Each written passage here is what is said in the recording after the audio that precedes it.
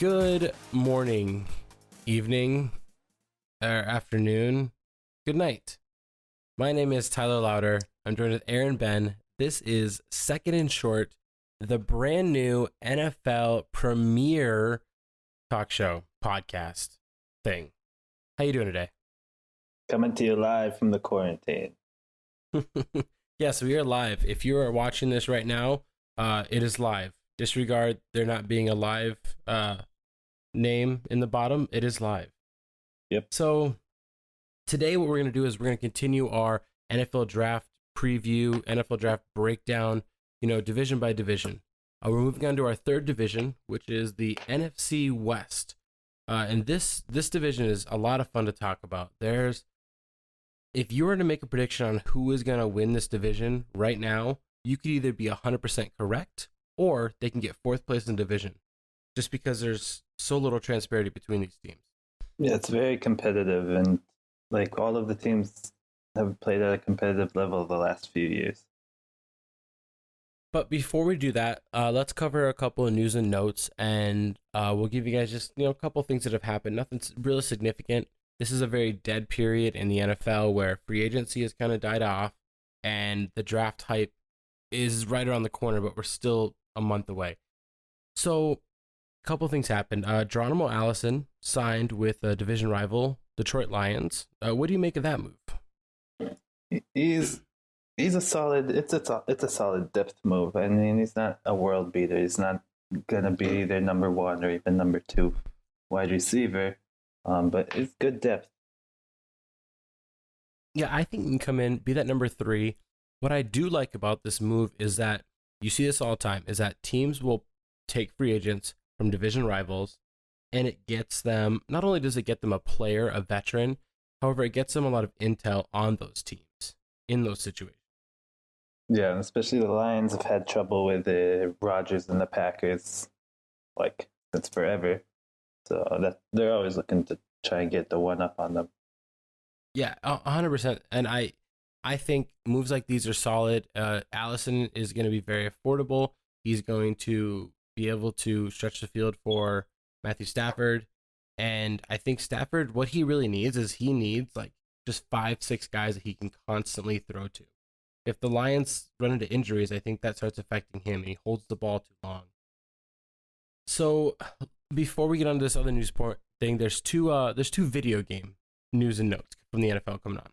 The first one is that a couple NFL players like Juju Smith-Schuster and Mike Evans, they're joining these Fortnite tournaments that are going to be all about COVID-19 relief, which is pretty cool that they're going to use their platform to raise money by playing a video game.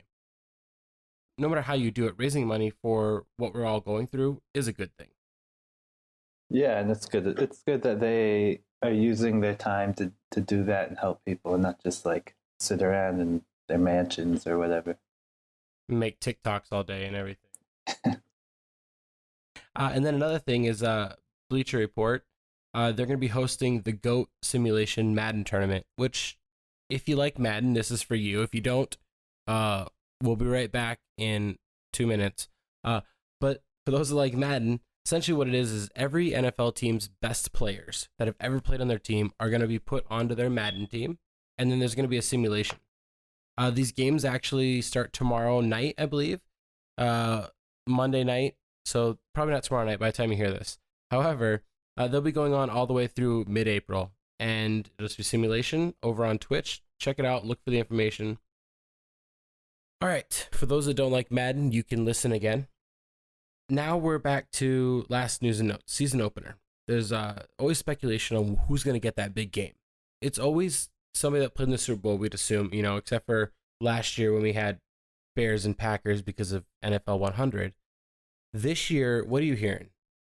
Well, the report that I read was saying that's going to be Texans at Chiefs, which, I mean, it's like you said, the Chiefs won the Super Bowl. A lot of the times it's the Super Bowl winner who plays in the opener.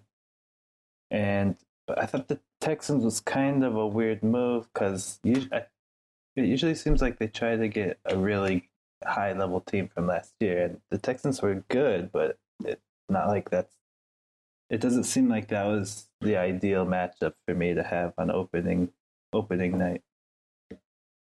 Yeah, and I think the biggest draw to this too is the lack of home opponents that they're going to have, because here's their list of who they play at home. They obviously play the Chargers, Raiders, and Broncos. But then you get like the Panthers, they're rebuilding, the Jets, they're at the bottom, the Patriots, who just lost Tom Brady, the Atlanta Falcons, and that's about it. So realistically, this Yeah, Texans game might be their best option outside of a divisional game. We but could have yeah, honestly put them they against could have had the they could have had the Broncos. Patriots, but maybe the league's tired of the Patriots finally on opening night. I just think it's without Tom Brady, the Patriots aren't as desirable to watch, and that's where I think it is. But you know what? Actually, they could have put Kansas City versus the Atlanta Falcons. That would have been a great offensive game. Yeah, To see the The Tony talent. Gonzalez matchup. Exactly. So with that out of the way, I mean, I'm not against this matchup. I think a situation what they should have done here is they should have just said sorry to the Kansas City Chiefs and just switched over to the San Francisco 49ers, who we're going to talk about here in a little bit, and opened with them because the 49ers have a lot better schedule. I mean, obviously we could have put them against anybody in their division, but they also host the Green Bay Packers. We could have had 49ers Packers on opening day, and that would have been a really good game as well. Yeah, it's always a classic matchup, and I mean, there's no rule that says that the Super Bowl winner has to play opening night. So they could Yeah, have gone a exactly. different direction. But I mean, we'll let the NFL do what they want to do. They're looking up above us, making sure we're good. So we'll make sure, we won't slander them or anything. Also, these are only reports, so it's nothing like final yet. Yeah, exactly. So I mean, hopefully something gets better. I mean, for all we know, you know what? Deshaun Watson versus Patrick Mahomes is their selling point. Run with it. Yeah, Let's jump into these divisional breakdowns. We're gonna get to let's. these faster than normal because that's what this whole show's about. Arizona Cardinals. Murray, touchdown! Larry Fitzgerald! They are a team that 2 years ago had the worst record in the NFL. Last year, while they didn't, overtake the whole world and everything, they finished it's like 25th in the NFL, which is an improvement. It's steady steps, especially with the rookie quarterback. They're drafting 8th in the NFL draft this year. So let's talk about them.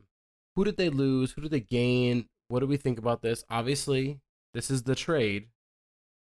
Speak to me. Yeah, so the Cardinals, I feel, through free agency, have only gotten better. They lost Farrell Cooper, who's a decent wide receiver, and Rodney Gunter. But we all know about the trade. DeAndre Hopkins, they got from the Texans for David Johnson, basically. They sent over a second round pick, got a fourth round pick. But it's basically DeAndre Hopkins for David Johnson, which, in my opinion, we already talked about this a couple shows ago, but that's a huge win for them. That means they can draft. They don't. We'll talk about it later, but that means they don't have to draft a wide receiver at number 8. They signed Larry Fitzgerald for his what seems like annual 1-year deal, and they kept Kenyon Drake, who came over from the Dolphins, and he played pretty well, and I think that's why they felt comfortable in getting rid of David Johnson as well.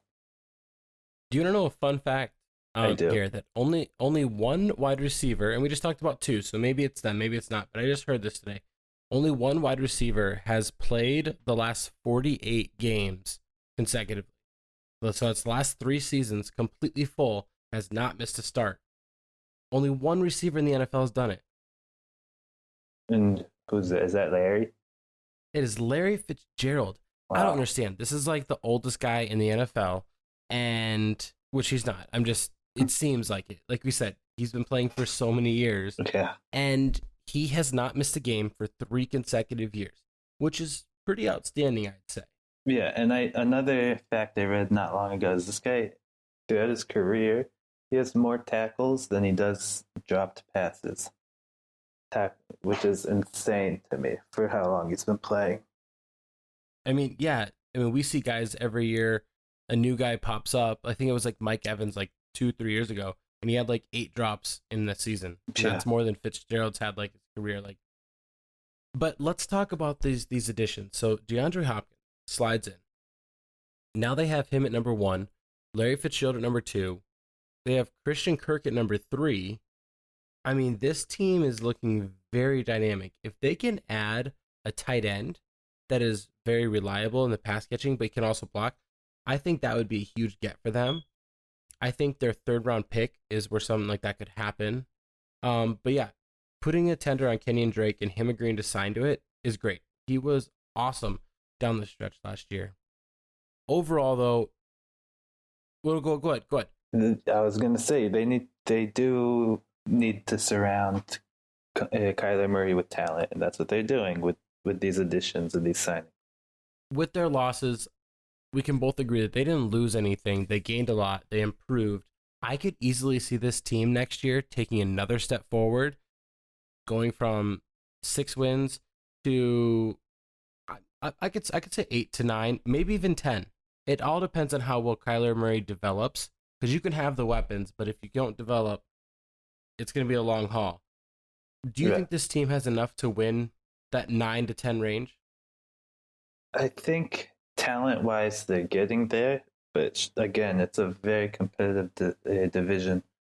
With the Niners and the Seahawks and the Rams, they've all been very good these last couple of years. So I think it'll be tough. We'll have to see. Yeah, and the whole reason why Kenyon Drake looks so good is that down the stretch, he was a monster. If you just take his last 3 games, I mean, he had over 7 touchdowns. He had 7 receptions for over 40 yards, 50 yards. He had about over 400 yards rushing. So, I mean, this guy right here, almost 400 yards rushing, sorry. This guy right here is just kind of having, like what we talked about with defensive players. He got a new situation. He got away from Adam Gase. He's in a place that supports his skill set, and he's succeeding.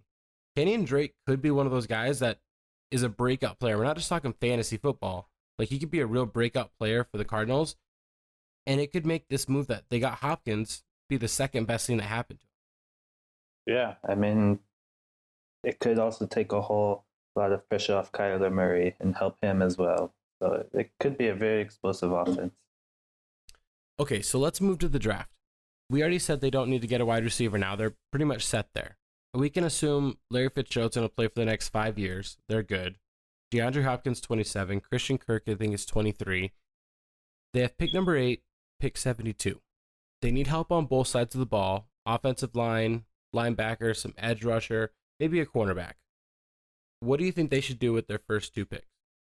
I mean, the first pick, I think, I haven't seen any position mocked to them besides offensive line. Now that the trade went down, I think they really need to help Kyler Murray, because the offensive line was not very good last year or the year before. So that's definitely who I would take with their first pick, that eighth pick in the draft. As for 3rd round, I would go probably linebacker, depending who's there, linebacker or cornerback.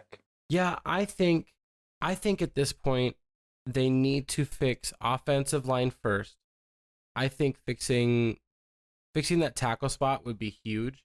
Once you fix the tackle spot, I think they could spend the rest of their draft on defense, which we kind of keep saying for a lot of these teams. But ideally, they can find depth players in those later rounds. I think that for offensive tackle, I think it's a class of 4, in my opinion. I think it's a pretty deep class, but I think the top 4 are all elite. And we're talking Tristan Wirfs, we're talking Mekhi Becton, Andrew Thomas, and Jadarick Willis. Whoever they take will be a good pick. Yeah, they could get any one of those guys and be happy. I think realistically they're going to get the first guy. Unless something crazy happens, I think they're going to get the first offensive tackle. It all depends on what the Giants do. Yeah, But either way, they're getting, at worst, they're getting the second pick. yeah. I've seen drafts having the Giants take one of those tackles, but that's not by any means a sure thing. Okay, so let's transition from a team that is on a high right now to a team that is kind of just nothing's kind of going right for them. Everything is it's a change of guard. Even their logo is just kind of sad. The Los Angeles Rams. Pressure again, and a sack for Aaron Donald. They have went through a major change just shortly after, signing Todd Gurley to his massive deal, making him a very rich running back. They cut him, and he's gone. And they didn't even go out to find somebody to replace him. I know they drafted Darrell Henderson last year. They have Malcolm Brown. They have guys in place, but in my opinion, they have a bunch of backups in.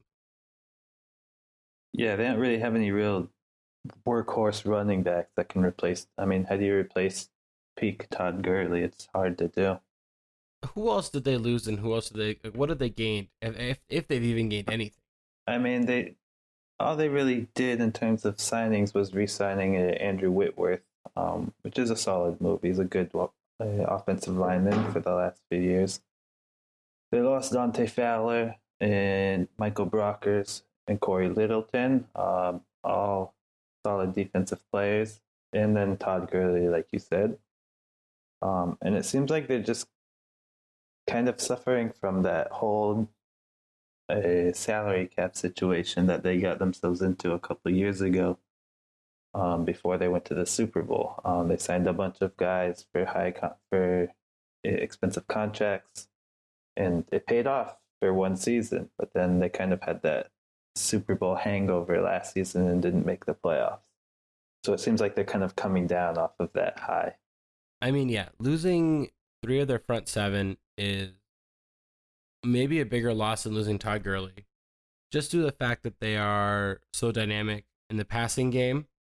There's rumors and speculations going out there that they might even be losing Brandon Cooks, that he might want out and he want to get traded. Because if I know Brandon Cooks, which I know him pretty well, I feel like he texts me every now and then. He loves to play for different teams all the time. Yeah, he doesn't loves like to getting stay in one traded. place. Like the only reason he plays in the NFL is because professional traveler doesn't pay as well. Right. So that's where he's at.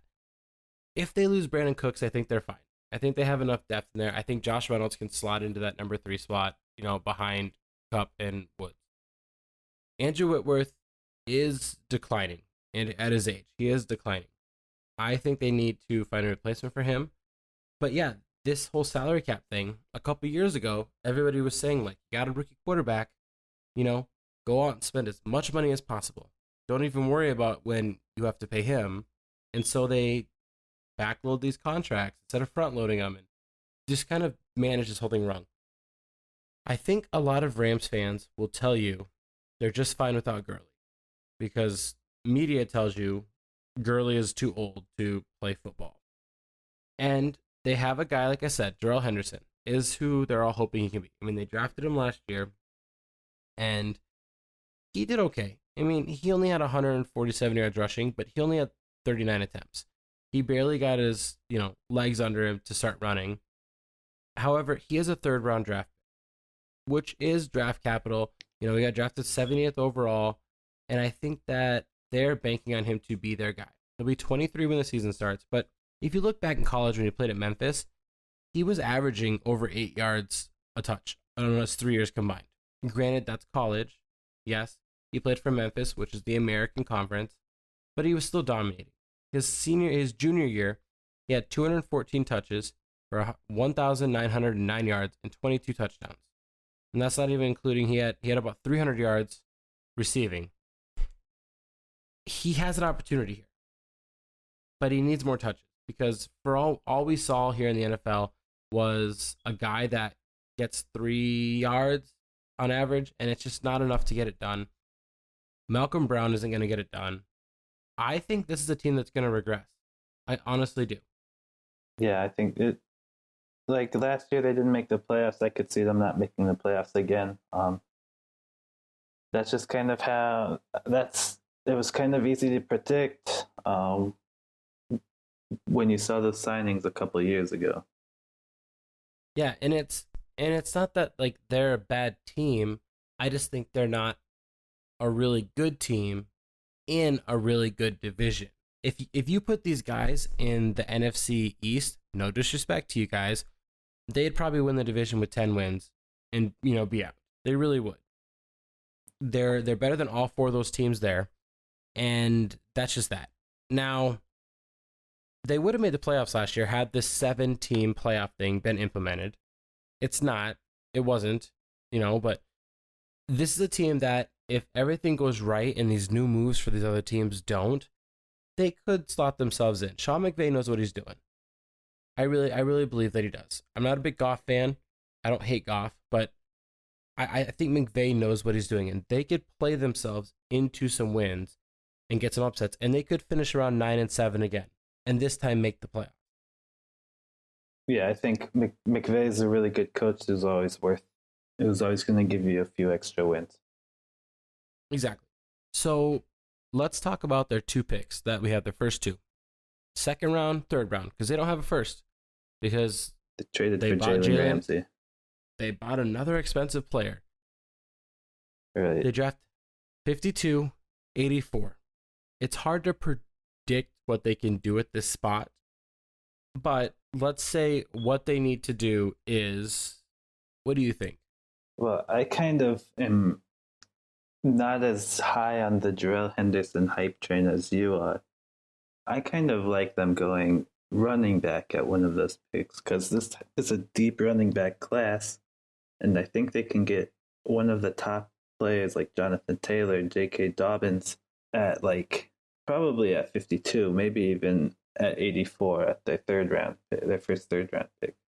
I like them going running back, to be honest. Other than that, they do need to replace some of those guys on the defensive front, either defensive line or linebacker. I mean, this is a team that likes to draft the edge. They really like to have a lot of edge rushers.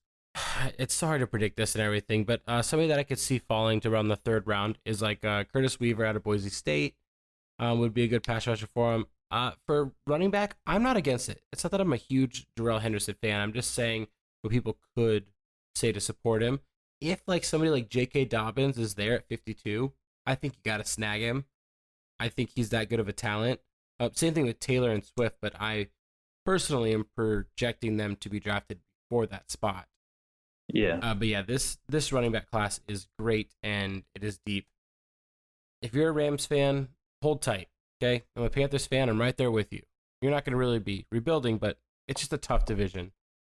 What I think they could also do is they could just trade away all these picks. Not for players, though. Trade for all 2021 picks and just forget about this draft. Save more money. Next year, you'll have more cap space. All your dead money will be gone. You can get most of it. You can get rid of some other players through the year in the offseason, and then you can start to draft. Because, again, this team went 9-7. They didn't lose the world. They still have some good core pieces, but I think that they can try and just short-term rebuild, quickly switch around.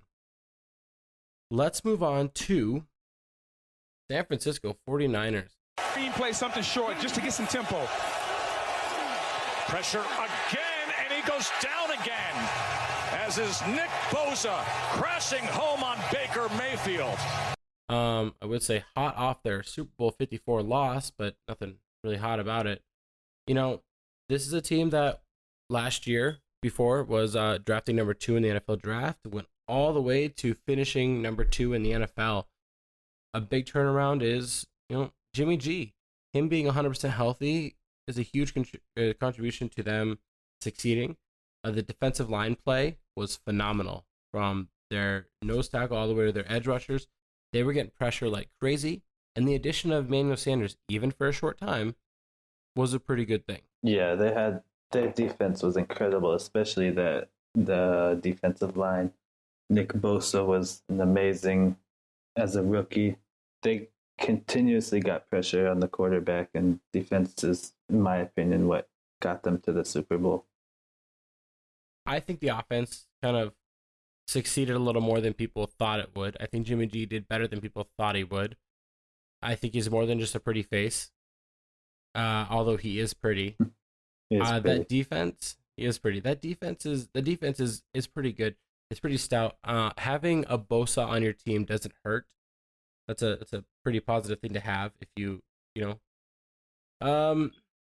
For me personally, I think this team still has little holes. I mean, losing Emmanuel Sanders, even though he was only there for a short time, does kind of put a dent in your plan.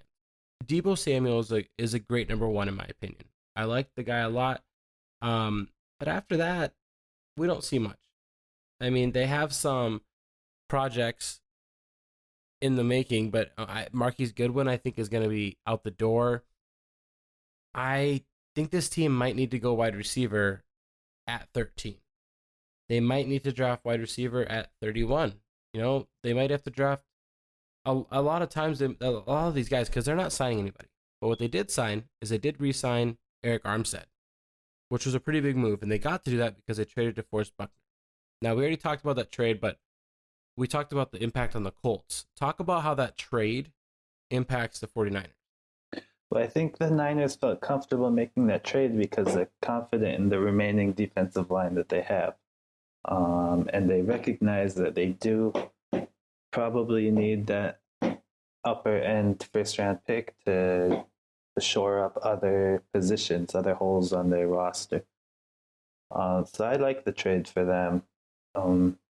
It gives them the opportunity at 13 to pick probably one of the top 3 wide receivers. It all depends on what the Raiders do. It depends on what the Jets do because those two teams pick right before them. And both those teams have been talked about wanting to get either a wide receiver or an offensive lineman. And if one of them goes offensive lineman, I think the 49ers, because of the Hopkins trade, can now get CeeDee Lamb or Jerry Jeudy. I'm not a big Ruggs fan myself. I think he's a great route runner. I think he's got elite speed. I just don't trust guys that run under 4.3s. I don't know what it is. I just don't trust them. Well, look at John Ross. Recent history, exactly. Yeah, I think I've seen people mocking Henry Ruggs to the Niners just because he's got that Emmanuel Sanders and Marquise Goodwin speed. But yeah, I've also seen the top 3 wide receivers go right in a row right before the Niners. So, I mean, it's kind of a debate if they'll have one of those receivers ready. If not, then maybe they can take one of the cornerbacks to play opposite Richard Sherman and eventually replace him when he leaves. Yeah, I mean, right now we're looking at Emmanuel Mosley or K'Wan Williams are their next 2 cornerbacks up. And I agree. Richard Sherman, he's... Oh, wait. By the time that we're recording this right now, happy birthday, Richard Sherman. He is 31 years old. So, Richard Sherman, 31, like we said. They might need to draft somebody. And I think at 13 would be a great time. We're just going to jump into the segment of what they should do. Taking C.J. Henderson out of Florida or Trayvon Diggs out of Alabama would be amazing. I do think they're a trade-up candidate. I think they have these extra picks now. They could easily take 13 and jump into that top 10 if, let's say, Jeffrey Okudah falls. Right, which, I mean, I can't really see Okudah falling out of the top 3 or 4. But yeah, they could package the 13 and 31 and trade up into the top 10, maybe get one of the top defensive prospects there. I mean, it all depends on if quarterbacks go heavy. If we see 3 quarterbacks go in the top 5, we can assume, like we said, that, you know, that Young's going to go as well. Maybe the Giants take an offensive lineman. That right there has Okudah falling to 6. Mm-hmm. Okudah to 6 to the Chargers. The Chargers might say, we just missed out on all the quarterbacks. Let's trade down and draft Jordan Love or whatever they want to do. And I do agree. 13 and 31 can be packaged up for anywhere from number 4 to number 8. And I think those teams will all accept it. I think the Carolina Panthers would jump on that trade. I think the Arizona Cardinals would jump on that trade. Right. Because the Cardinals could still get the offensive lineman they want, and the Panthers could still get their defensive player they want. I'm not gonna. Okay, so we got that. Let's say they stay put. They draft a receiver at cornerback at 13. Are we just gonna agree that they're gonna do the same thing at 31? They'll just take what they didn't get. Yeah, I think that makes the most sense to me. Are we sure they're not gonna draft another defensive lineman? Because they like to draft defensive linemen in the first round. I feel pretty confident saying that they won't. 49ers, prediction on the season. What do you think they're going to do? Are this a team that's going to move up, move down, stay placed? Like, how are they going to fare in this ultra competitive NFC West division? Well, I'm not quite as high on Jimmy Garoppolo as a lot of people are. He's not like that elite quarterback talent that can carry a team, and at this point he doesn't need to because of the defense and the running game. I don't see them going back to the Super Bowl. I think they'll either win the division or make a wild card. I think they're still a competitive team and they'll make the playoffs. And what team do you think that will be finishing ahead of them? I mean, I really like the Seahawks as winning the division. Oh, well, that's a super easy transition. Let's talk about the Seahawks. Shotgun Wilson. Steps up, runs into his own man. Wilson now trying to circle. Wilson breaks a tackle.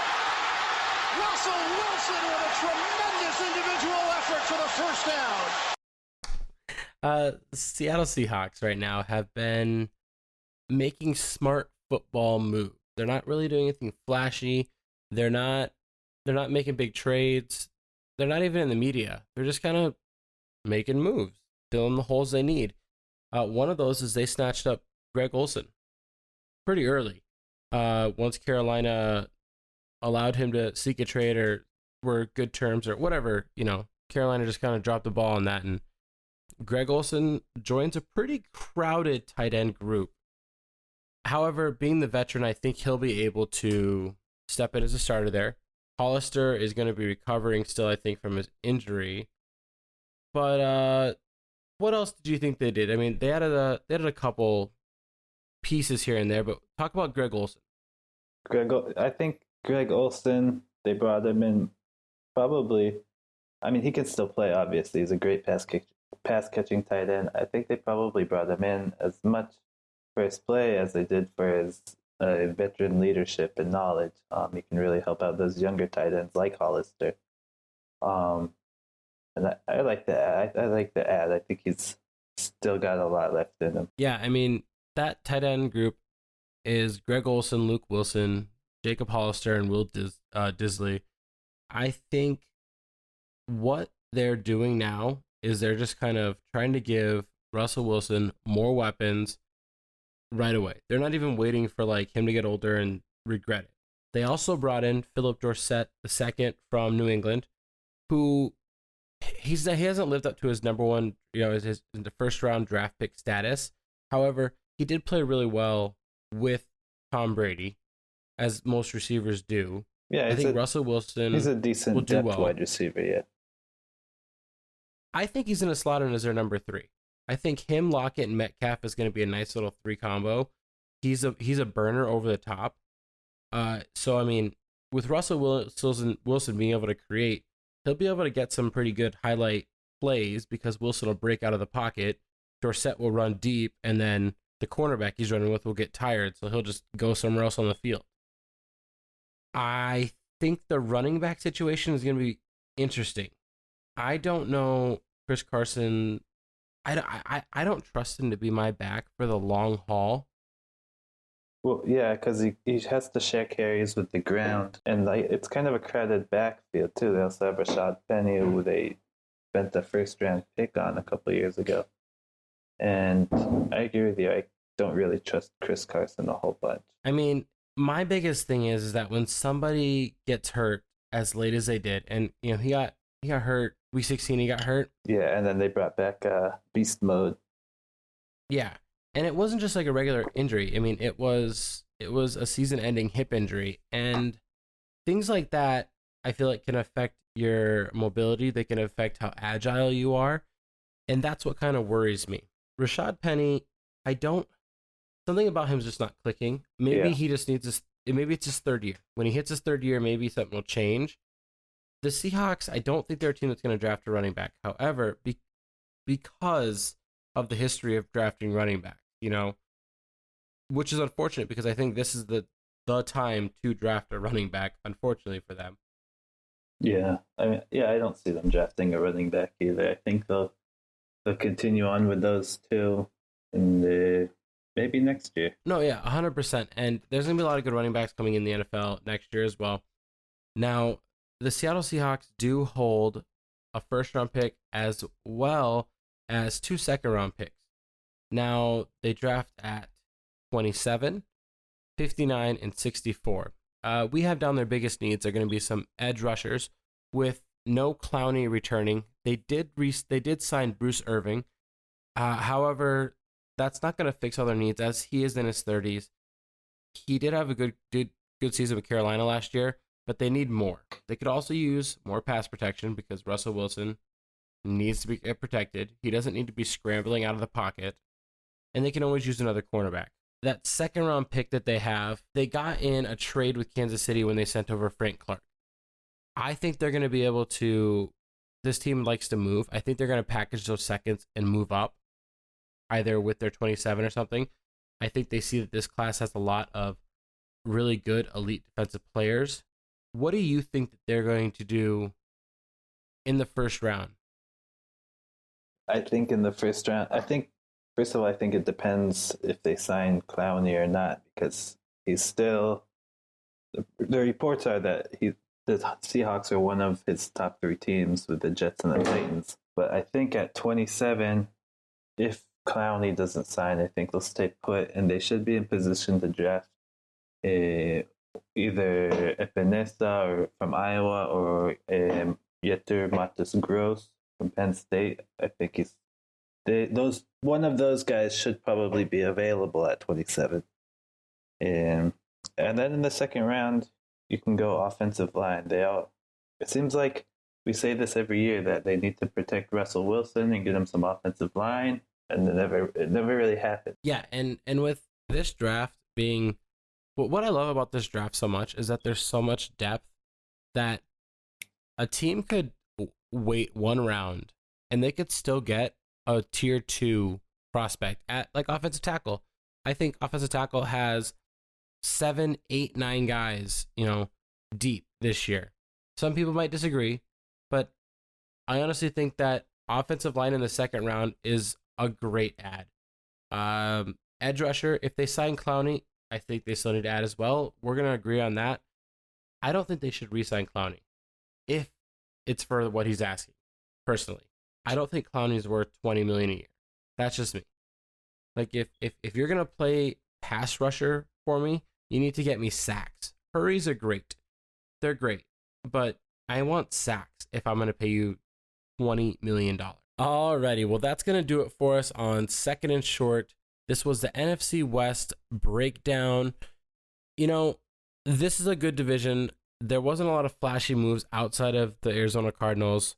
I would be surprised if I would honestly be surprised if we don't see a playoff team coming out of the division winner plus a wild card. And if they get 2 wild cards, it wouldn't surprise me at all. If they don't get multiple teams in the playoffs, I will be shocked. Well, my name is Tyler Louder. He is Aaron Benn. That'll do it for us here on Second and Short. We'll see you guys next week when we break down the AFC West. Have a good one. Love you.